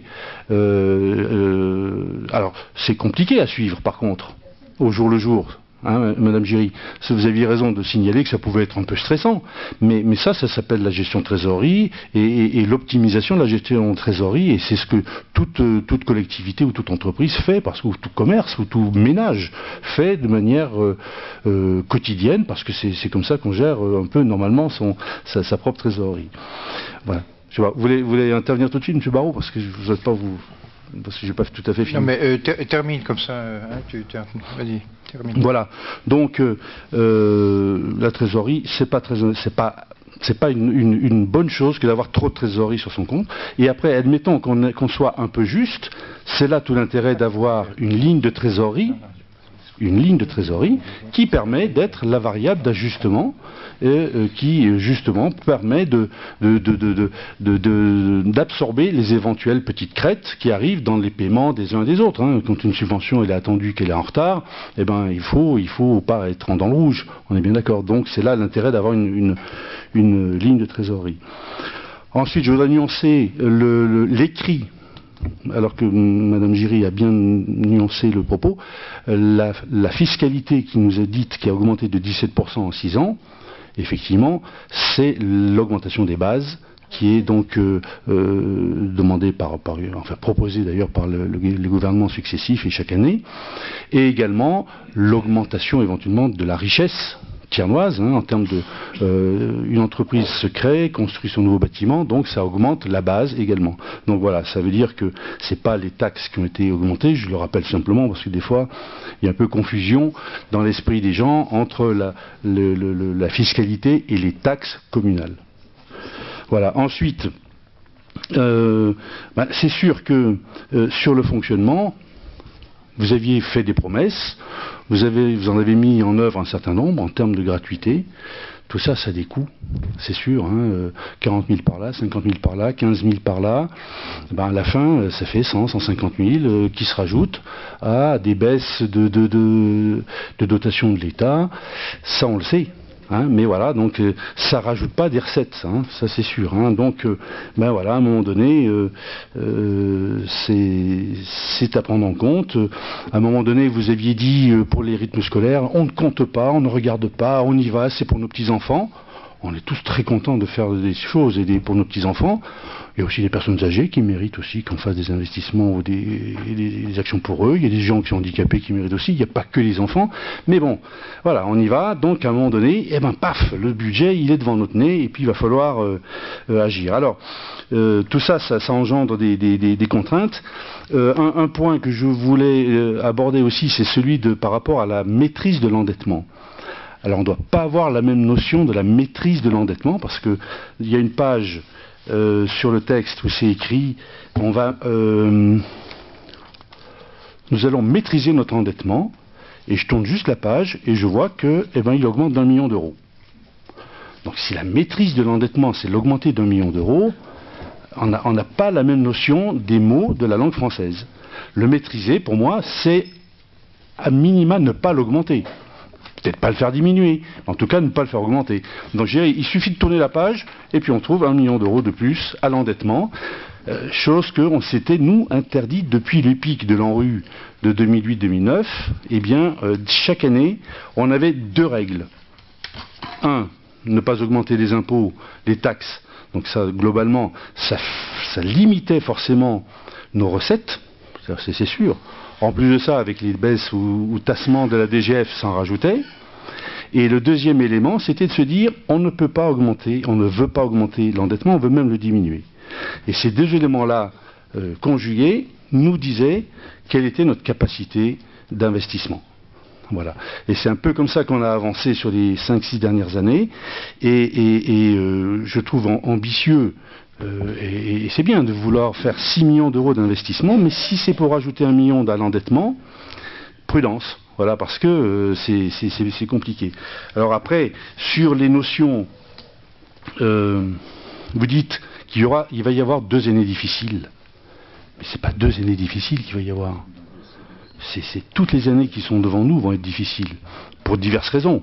Pour vos choix, d'une part, puis pour le contexte aussi global français, qui imposera des limitations dans les envies, dans les choix. Après, il y aura sur les quelques éléments d'investissement que vous avez en projet, créer une halle pour le marché à tiers. Commencez par faire une étude de marché et essayez de voir qui seront les commerçants qui seront prêts à louer à l'année un emplacement dans une halle couverte à l'année, parce que c'est ça, hein, et puis il faut l'ouvrir, on ne l'ouvre pas qu'une fois par semaine, hein, une halle couverte, c'est fait pour être utilisé 5-6 jours par semaine, enfin j'imagine. Ensuite, déplacer une médiathèque, mais c'est énormément d'argent. Déplacer un musée, c'est énormément d'argent. Est-ce que c'est urgent? Par contre, une piscine à rénover, ça on le savait, et il va falloir y aller, et ça va être des sous, ça c'est sûr, et il n'y aura pas de choix. Il y a aussi celle que vous aviez promise à Illois, il va falloir la trouver quelque part, trouver la ligne pour la mettre celle-là, parce qu'elle est écrite, donc ça va être quand même compliqué. Et puis, après, sur la mutualisation de l'intercommunalité, il faut y aller, mais ça va être aussi compliqué, parce que quand on va parler pour le conservatoire, déjà vous avez offert les mêmes tarifs au Tiernois pour les communes de l'interco, donc c'est juste l'impôt Tiernois qui va le payer, hein, qui va payer le coût des élèves non pris en charge par les parents, donc c'est l'impôt des Tiernois pour les autres, hein. Oui, j'ai bientôt fini, mais c'est quand même de la réalité réelle, ça, hein. Donc allez leur dire que c'est pas 15% du coût d'un élève qu'on va leur faire payer, mais ça va être 85%, parce que quand on va mutualiser vraiment, ça va être ça. Je veux dire que chaque commune paiera le prorata de ce que coûtera chaque élève pour suivre les cours. Donc là, ça va être une autre affaire, parce qu'il va falloir vraiment les convaincre, et je vous souhaite beaucoup de courage et de ténacité, voilà. Donc, en gros, ce que je voulais dire sur les grandes lignes. On reprendra. Philippe, tu voulais ? Oui, je voudrais faire une intervention pour parler de finances, hein, parce qu'il y a beaucoup de considérations politiques dans ce qui est dit autour de cette table. Si vous vous ennuyez, vous prenez votre ordinateur, vous allez sur nouscitoyens.fr, qui est une association qui a été fondée par Jean-Marie Cavada et un chef d'entreprise qui s'appelle Monsieur Père. Vous rentrez le numéro de code postal de votre commune et vous aurez l'appréciation des finances. C'est sur 20. Pour les dépenses courantes, tiers à 1 sur 20. Santé globale de la commune, 6 sur 20. Capacité à financer les investissements, 6 sur 20.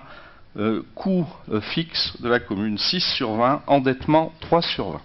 Donc il faut bien comprendre que l'état financier de la commune est loin d'être florissant. On n'est pas en train de faire une campagne électorale, on parle d'argent. La trésorerie.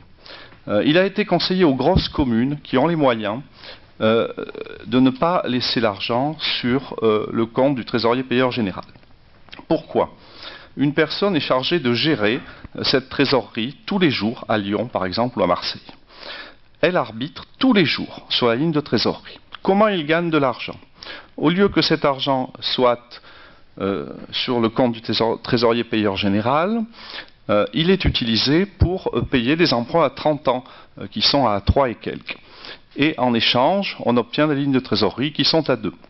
Donc, évidemment, on gagne de l'argent comme ça. Il faut payer quelqu'un pour faire ça journalièrement. La Direction générale des finances publiques a émis sur le budget de Thiers un avis. Et cet avis est le suivant. Thiers n'a pas les moyens de faire ce genre de choses. Et donc, ce qui s'est passé, c'est que les 2 lignes de trésorerie de Thiers, l'argent n'a pas fait des allers-retours entre les lignes de trésorerie. Elles sont actuellement épuisées.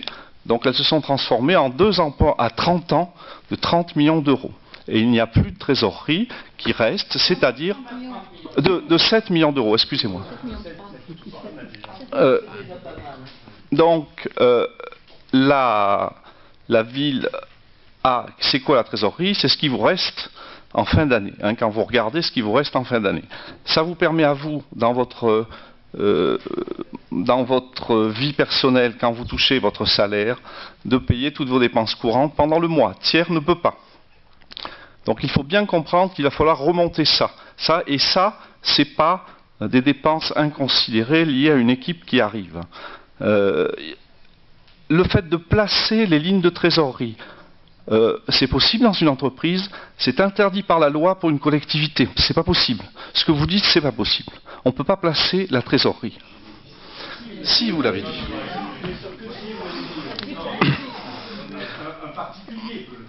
Oui, mais une mairie, non. Une mairie, non.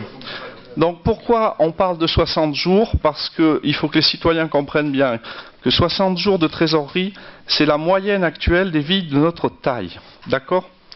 Donc, il ne faut en effet pas avoir trop de trésorerie. Monsieur Desglans, on en aurait 120 jours, ce serait anormal.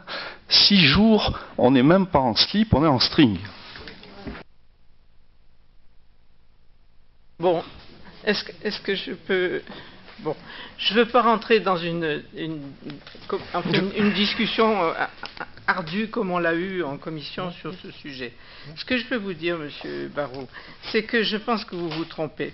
Parce que vous avez d'abord pris la date du 31 décembre dernier, ce qui est une date parmi tant d'autres, sauf que nous, politiquement, on avait choisi, politiquement, de reporter l'emprunt qu'on avait prévu l'année dernière au début janvier. Donc évidemment, si c'est 600 000 euros, 595 000 euros exactement qui ont été empruntés en début janvier, s'ils avaient été dans la caisse au 31 décembre, vous auriez dit qu'on avait 25 jours de trésorerie. Vous auriez été content, ça aurait été beaucoup plus rassurant. Donc c'est complètement artificiel ce genre de discours. Donc la trésorerie, mais si, c'est artificiel. Bon, ça c'est le premier point. Mais je ne voulais pas que parler de ce problème-là. Vous avez utilisé, entre autres, après, un terme qui vous appelait le fonds de roulement. Alors, vous avez dit que c'est catastrophique, parce que le fonds de roulement est passé d'1,6 million en 2012, après 700 000 en 2013, et puis descendu à 58 000 cette année. En fait, ce chiffre, je l'ai cherché, parce que le fonds de roulement, je ne savais pas ce que vous vouliez dire. Il s'agit, en fait, du total de toutes les recettes et de toutes les dépenses, fonctionnement et investissement. Et c'est le total, le résiduel de ces sommes-là. Sauf que c'est complètement faussé. Mais ça n'est pas significatif. D'une part, au niveau des investissements, vous ne savez pas du tout si toutes les subventions que vous attendiez sont rentrées. Donc il y a des dettes de subventions qui ne sont pas là. D'autre part, il y a des emprunts qui ne sont pas forcément pris. Donc, c'est un chiffre qui n'est pas significatif. Par contre, Monsieur Barrault, le chiffre significatif pour moi, c'est les reports du fonctionnement sur l'investissement. Ce fameux autofinancement dont vous vous disiez tout à l'heure, qu'il fallait absolument qu'il soit de 500 000 euros supplémentaires au remboursement du capital de la dette. C'est ce que vous avez dit. Je vais vous donner les chiffres. En 2011, on a reporté du fonctionnement sur l'investissement 2 868 000. En 2012, 3 340 000. En 2013, 2 200 000. Il faut savoir qu'en même temps, là-dedans, on a remboursé en capital 1,7 million, pratiquement 1,7 million chaque année. Donc on est bien largement au-dessus. Non mais attendez, on est bien largement au-dessus des 500 000. Mais non, c'est pas des je vous parle de l'excédent des recettes de fonctionnement qui servent à payer l'investissement. Donc, on est très largement au-dessus. On a pratiquement 1 million de plus d'autofinancement propre. Voilà. Donc, la situation est absolument catastrophique. En fait, pour répondre à cette dernière observation, il faut savoir que l'autofinancement net qu'on prévoit, c'est 500 000 €, auquel on rajoute le remboursement du capital de l'emprunt qui est entre 1,5 million et 1,6 million. Donc, nous, on veut avoir un autofinancement brut de 2 millions d'euros. Donc, voilà, et on arrive aux mêmes choses. Et nous, c'est ce qu'on a prévu. On a eu 2,8 millions, 3,3 millions, mais par moment, on l'a vu sur le graphique, il y a eu des périodes où vous avez eu un autofinancement négatif, vous ne pouvez... Oui, ben oui, on parle de la période... Non, mais vous avez raison, par rapport aux gros investissements de 2008, oui. Ça a secoué la machine pendant 2 ans, ça c'est sûr. Voilà. C'est vrai, tout à fait. Et je voudrais dire une autre petite chose, toute simple. Hein. Tout à l'heure, vous parliez de l'endettement, qu'on allait endetter la ville d'1 million d'euros supplémentaires. Par rapport au graphique qui vous a été présenté tout à l'heure, il convient de se rappeler qu'en 2004, on avait un endettement de 14 millions d'euros. En 2008, on avait près de 28 millions d'euros. En 2004, 4 ans, on a augmenté l'endettement de 14 millions pour 4 ans. Donc ça fait un peu plus de 3 millions d'euros par an. Ça fait 3,5 millions d'euros par an de plus. Et là, vous nous parliez d'1 million d'euros. Non, mais donc, simplement. 1 million d'euros, c'est normal. Quoi. Madame Giry, voilà. quand vous avez présenté le BS, vous avez dit des paroles très sages. Vous disiez que de toute façon... Sage encore, hein. Pardon ? Je suis encore sage, là. Oui, non, mais vous aviez dit, entre autres, qu'il ne fallait pas augmenter les impôts et ni l'endettement. Voilà, vous l'avez dit au BS, c'était il y a 3 mois ou 2 mois. Donc c'est simplement pour dire que la réalité des choses vous oblige à faire des choses que vous n'aviez pas prévu de faire. Voilà, et c'est comme ça, c'est la vie. Mais malheureusement, voilà, on peut dire aux gens, on va faire comme ça, puis finalement, 3 mois après, on fait un peu différemment. Mais disons qu'il y a un endettement qui doit être contenu, là aussi, qui doit être raisonnable. Là, il est augmenté, c'est tout. Non, mais on a une notion de maîtrise et de contenir les choses qui n'est pas la même. Voilà, c'est tout. Voilà. Juste une précision, Monsieur Duglon. Pourquoi on va emprunter? C'est uniquement pour continuer l'ANRU. Nous, on respecte les engagements qui ont été pris par les villes de tiers, que ce soit vous qui l'ayez pris ou nous, il y a continuité. Donc l'endettement, voilà, faut être cohérent, monsieur. Non, mais pas que. Pardon ? Pas que. Parce que quand vous diminuez des recettes, avec toute la gratuité que vous avez mise en place, ça vous oblige à emprunter plus. Attendez, c'est une conséquence directe. Non. C'est direct. C'est des vases communicants. Alors, comparons 2 secondes. 3,5 millions, programme Langru 2015. 3,5 millions d'investissement. Alors, les parkings gratuits, 13-15 000 euros. Attendez, non, soyons sérieux, monsieur Duglon. Entre 15 et 13 000 euros. Les TAP, un surcoût de 50 000 euros. On parle de 3,5 millions. Arrêtez, il faut relativiser tout ça. Hein. Effectivement, c'est des choix qu'on a fait. On a fait de ce que vous appelez de la gratuité. Je suis désolé, les tiers, elles payent déjà, via leurs impôts, locaux, régionaux, nationaux. Donc il n'y a rien de gratuit. Voilà, c'est des choix et on les assume. Et c'est des sommes qui sont minimes par rapport aux 3,5 millions qui vont être investis. Et on le fait parce que vous l'avez signé. On continue, c'est normal. Mais allez pas nous reprocher aujourd'hui d'augmenter l'endettement alors que c'est votre programme. Voilà, monsieur. Non, simplement. Pardon ? Simplement, ce que je voudrais dire, c'est que 3,5 millions, c'est une somme importante pour 2015, hein, au titre de l'ANRU.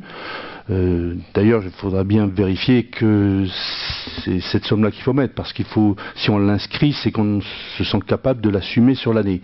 Donc, à mon avis, c'est quand même un peu important pour pouvoir l'engager sur l'année 2015. Mais ça, vous le vérifierez par vous-même. Mais néanmoins, je peux vous assurer que l'équipe qui a été autour de moi pendant les 6 dernières années, les 3,5 millions, on les aurait engamés avec l'objectif de ne pas augmenter l'endettement. Donc ça veut dire que forcément, au niveau du budget de fonctionnement, c'est par là que ça passe. Enfin, on peut aller chercher mieux les subventions, il faut continuer à travailler là-dessus, et vous avez parfaitement raison. Mais vous verrez bien que tous les uns et les autres, vous avez bien vu pour le champ du bail, la position de la région, qui va nous donner des clopinettes par rapport au département. Bon, voilà. Et c'est comme ça, parce qu'ils sont eux aussi confrontés à des contraintes qui sont la suite de choix politiques nationaux, que les uns et les autres assument ou pas après, c'est une autre affaire. Donc, voilà, je pense que ça veut dire qu'il faut être très vigilant. Il n'y a pas une ligne où on peut se permettre de lâcher, parce qu'on se rend compte que tout de suite, on le paye cash derrière. Voilà, c'est simplement ça que je veux dire. Tout ça, on le sait. C'est évident qu'on ne sera pas d'accord sur les choix, sur les stratégies. Quand je parle de 2 années difficiles, les 2 années difficiles qui viennent sont liées à la gestion que vous avez assurée et assumée jusqu'à maintenant. Elle est ce qu'elle est, point à la ligne. On en fera le bilan au niveau du diagnostic. Toutes les années qui viennent, qui vont venir, vont être difficiles. Les choix que nous avons faits sur la gratuité du parquet des stationnements, l'accession à la médiathèque, ainsi de suite, sont des choix, si c'est à refaire, nous les referons. Là-dessus, il n'y a pas d'ambiguïté. Ce ne sont pas les vôtres. Mais effectivement, quand on ramène ça, quand on ramène, je n'ai pas l'addition en tête, ce que coûtaient les parkings, ce que ça rapportait, et ainsi de suite, si on fait les ratios, tout ça, par rapport au montant dont on parle sur l'ANRU, ainsi de suite. Bon. Mais par contre, il n'y a pas de gaspillage. Je vais vous prendre qu'un seul exemple, et on pourra en prendre plusieurs. On fera le point dans quelques semaines, au moment où on présentera le budget 2015, et puis le rendu du diagnostic. Le FISAC, je vais prendre le FISAC. Il y avait un montage financier pour le FISAC pour récupérer 400 000 euros d'investissement et 75 000 euros, en gros, je vous fais grâce des centimes, sur le fonctionnement, sur l'opération 2011, 2012, 2013, sur ces 3 années-là, ou 2012, 2013, je ne sais plus. Ben, quand j'ai voulu les récupérer, cet argent-là auprès du ministère, on m'a dit, mais cet argent-là, il n'y en a plus. Il n'y en a plus. Non, mais par contre, il y avait prévu 475 000 euros de ressources par rapport à ça, des clopinettes. Sauf que on a récupéré quand même pour cette année 2014 145 000 euros de FISAC qui n'existe plus. Et on va se bagarrer pour récupérer encore par rapport à ce qui était prévu par votre gestion dans le cadre de cette opération. Donc voilà, non mais on peut se renvoyer les choses à la figure comme ça. Nous, que ça soit bien clair, on n'est pas dans cette logique-là. Nous, ce qu'on veut, c'est essayer de trouver des solutions. Il n'y aura pas d'augmentation d'impôts. Les choix qui sont faits, que nous assumons, on ne reviendra pas dessus. Et puis, c'est évident que vous n'êtes pas d'accord quand on parle de revitalisation de la vallée des usines. Quand on parle vous parliez du musée. Mais quand on parle de musée, c'est sur l'intégralité de la vallée des usines. C'est-à-dire que comment on va être en capacité de créer une plus-value pour remettre, soit dans le domaine économique, touristique, social, l'attractivité de cette vallée. Il y a des projets comme ça. Le financement lié à la piscine d'Îloire, au projet de baignade sur Îloire, c'est quelque chose que nous assumerons. Mais il y aura des choix que nous ferons. Ça sera au détriment d'un certain nombre de choses. Et les choix que nous faisons, c'est évident qu'il y en a une partie, je ne dis pas tout, parce qu'il y a des choix que nous partageons.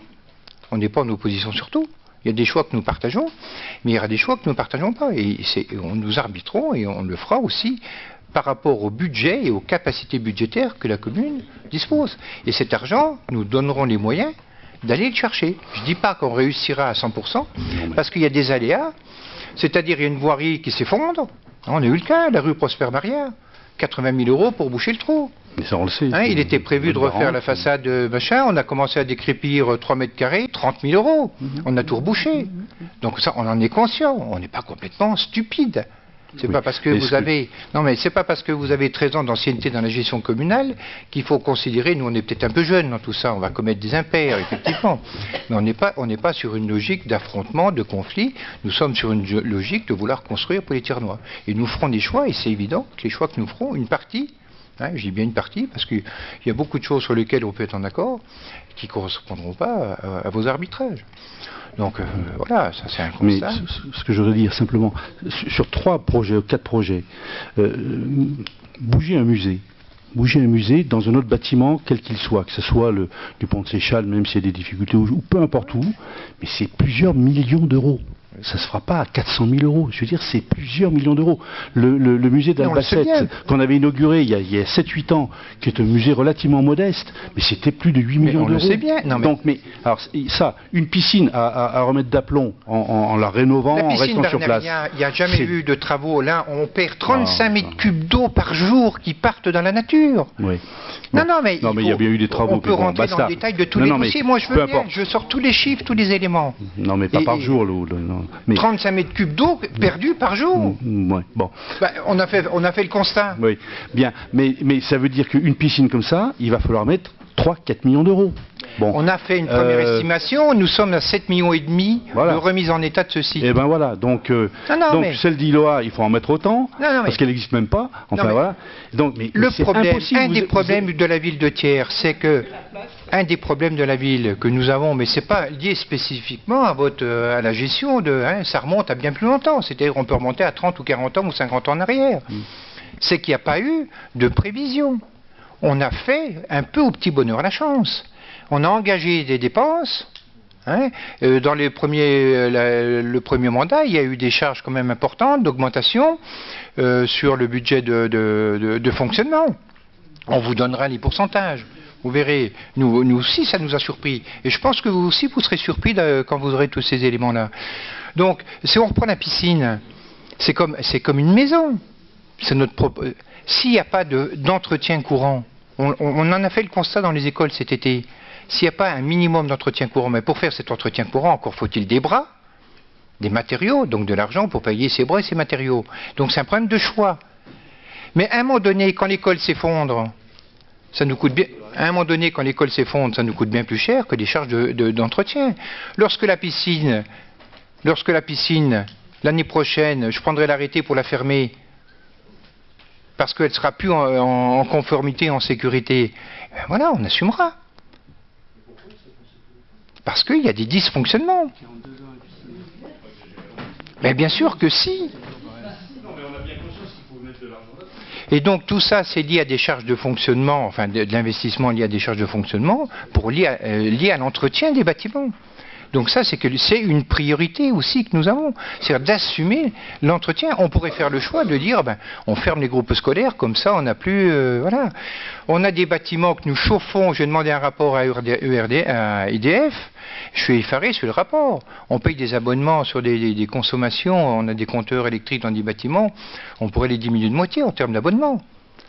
Le gasoil, on n'a même pas un contrat, quelque part, une mise en concurrence pour aller acheter le gasoil pour les véhicules de la commune. Donc des sources d'économie sur le fonctionnement, il en existe. Et on va les gratter, vous les avez grattés, vous, déjà pendant des années, vous avez fait un certain nombre de choses pour faire des économies, et nous, on a repéré d'autres secteurs sur lesquels nous pouvons faire des économies. Donc on est dans cette logique-là.